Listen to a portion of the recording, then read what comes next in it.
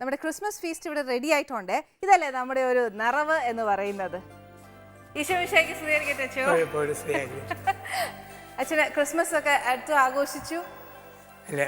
ക്രിസ്മസിന്റെ സന്തോഷത്തിലാണ് ഒരുമിച്ച് ഒരു കൂടാൻ വേണ്ടി എത്തിയതാണ്. സന്തോഷം അച്ഛോ. അച്ഛോ, ഞാനേ ഒരു കാര്യം ചോദിച്ചോട്ടെ. എന്നാൽ നമ്മളെപ്പോഴും ഈ ക്രിസ്മസ് ആഘോഷിക്കുമ്പോൾ നമ്മൾ എല്ലാവരോടും പറയുകയല്ലേ ഹാപ്പി ക്രിസ്മസ് എന്ന്. അന്നേരം നമ്മൾ അല്ലെങ്കിൽ മെറി ക്രിസ്മസ് എന്ന് പറയുമ്പോൾ MERRY ക്രിസ്മസ് എഴുതും. അല്ലെന്നുണ്ടെങ്കിൽ ഒരു എക്സ് ഇട്ടിട്ട് അപ്പോസ്ട്രി ഇട്ടിട്ട് MAS എഴുതും. ഈ എക്സ് കൊണ്ട് ഉദ്ദേശിക്കുന്നത് എന്നാ അച്ഛാ? അത് ഈ ക്രിസ്തീയ ഉത്സവങ്ങൾ പടിഞ്ഞാറൻ രാജ്യങ്ങളിലൊക്കെ വന്നു കഴിഞ്ഞപ്പോഴത്തേക്ക് ക്രൈസ്റ്റ് എന്ന പേര് ഉപയോഗിക്കാൻ ആഗ്രഹിക്കാതെ വെറുതെ ഒരു എക്സ്മസ് എന്നാക്കുക. ഇപ്പം ക്രിസ്തു എന്ന് പറയുമ്പോൾ ഒരു മതത്തിൻ്റേത് മാത്രമായിട്ട് അങ്ങ് മാറും. ഇപ്പോൾ ഒരു മെറി മൂഡ് കാണിക്കാൻ വേണ്ടി എക്സ്മസ്. ഇപ്പം ക്രൈസ്തവർ ഏറ്റവും കുറഞ്ഞ രാജ്യമാണ് ജപ്പാൻ. ഏറ്റവും വലിയ ആഘോഷം ജപ്പാനിലാണ് ക്രിസ്മസിൻ്റെ, ടോക്കിയോയിലൊക്കെ. അപ്പോൾ അവിടെ അവർ എക്സ്മസ് എന്ന് പറഞ്ഞാണ് ആഘോഷിക്കുക. ക്രിസ്മസ് ആണെന്നറിയാം, എങ്കിലും ആ പേരിൽ എക്സ്മസ് എന്നേ പറയുന്നുള്ളൂ. ഓക്കെ, അപ്പം ശരിക്കും പറഞ്ഞാൽ ഒരു മതത്തിന് വേണ്ടി മാത്രം ഉള്ളതല്ല, സർവ്വജനങ്ങൾക്കുള്ള സദ്വാർത്ത എന്ന രീതിയിൽ ആർക്കും പ്രത്യേകിച്ച് ഫീൽ ചെയ്യാതെ എക്സ്മസ് ഒരു ജോളി മൂഡിലുള്ള ആഘോഷമായിട്ട് മാറ്റുക എന്നുള്ള രീതിയിലുള്ളത്. ശരിയാ.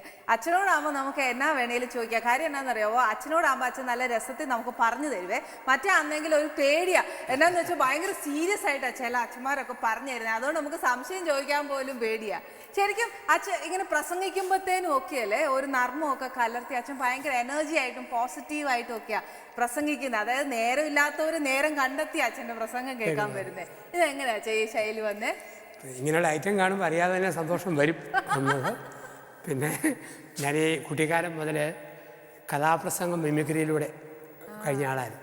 അപ്പം അച്ഛനായി കഴിഞ്ഞപ്പോഴും ആ കഥാപ്രസംഗത്തിലെ ഒരുപാട് സരസമായിട്ട് പറയുന്ന കാര്യങ്ങൾ അത് പിന്നീട് പ്രസംഗത്തിലൊരു ശൈലിയായിട്ടങ്ങ് മാറി. കഥാപ്രസംഗത്തിൽ ഓഡിയൻസിനെ ആകർഷിക്കാൻ വേണ്ടി ഒരുപാട് ഫലിതങ്ങൾ പറയും. അത് പ്രസംഗത്തിലും ജനത്തിൻ്റെ ശ്രദ്ധ കിട്ടാൻ വേണ്ടി ആഡ് ചെയ്ത് ഇപ്പോൾ ഈ രീതിയിൽ ഇങ്ങനെ അങ്ങ് ആയതാണ്. ഓക്കെ, അപ്പോൾ അച്ഛൻ ആദ്യം പോലെ നമ്മൾ ഈ സെമിനാരിയിലൊക്കെ പഠിക്കുമ്പോൾ ഇന്ന പോലെ പ്രസംഗം പറയാൻ പാടുള്ളൂ എന്നൊക്കെ പറയാം. അപ്പം അച്ഛൻ ആദ്യമായിട്ട് ഇതിങ്ങനെ അവതരിപ്പിക്കുമ്പോഴേ മുതിർന്ന അച്ഛന്മാരൊക്കെ എന്തെങ്കിലും വഴക്കൊക്കെ പറഞ്ഞിട്ടുണ്ട്? ഒന്നുമില്ല, അവർക്കൊക്കെ സന്തോഷം. കാരണം ഓരോ കാലഘട്ടത്തിൻ്റെ ശൈലിയിൽ അവതരിപ്പിക്കുക എന്നുള്ളത് പിന്നെ ജനറലി ഒരു വിറ്റ് നേച്ചർ ഇഷ്ടപ്പെടുന്ന ലോകമാണ് മൊത്തം.